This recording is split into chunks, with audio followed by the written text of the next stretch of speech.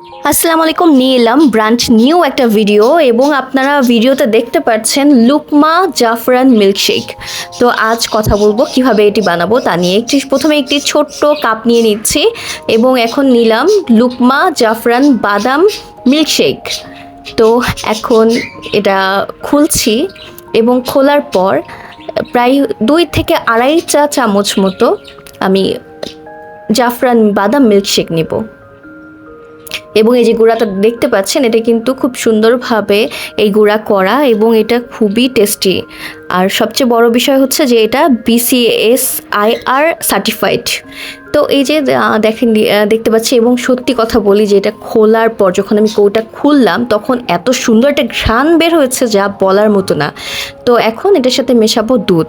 এবং আমি আপনাদেরকে একটু এক ফাঁকে বলি যে এর উপকারিতা কি। জাফরান বাদামের উপকারিতা সবার প্রথমেই শিশুর মস্তিষ্কের কর্মক্ষমতা ও স্মৃতিশক্তি বাড়ায়, শিশু ও মায়ের পেশি, হাড় ও দাঁত গঠনে সাহায্য করে, জরায়ুর পেশি শক্তিশালী করে যা স্বাভাবিক প্রস্রাবের ক্ষেত্রে সাহায্য করে, হজম শক্তি বাড়ায় এবং কোষ্ঠকাঠিন্য দূর করে।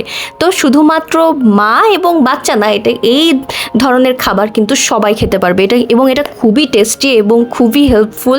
আর বিশেষ করে যে ঘ্রাণটা এত ভালো যে আপনাদেরকে বলে বোঝাতে পারবো না। এবং আমি তো অপেক্ষা করছি যে কখন খাবো, কারণ এমন টাইপের বাদাম মিল্কশেক আমার খুব ভালো লাগে।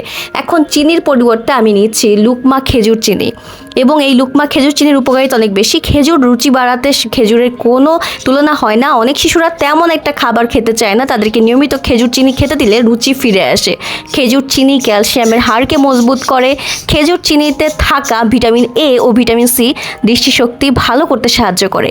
খেজুরের চিনিতে থাকা আয়রন রক্তশূন্যতা দূর করে। খেজুর চিনিতে আছে স্যালুবল এবং ইনস্যালুবল ফাইবার এবং বিভিন্ন অ্যামিনো অ্যাসিড যা খাবার হজমে সাহায্য করে থাকে, তাই বদহজম থেকে বাঁচতে খেজুর চিনি খুবই উপকারী।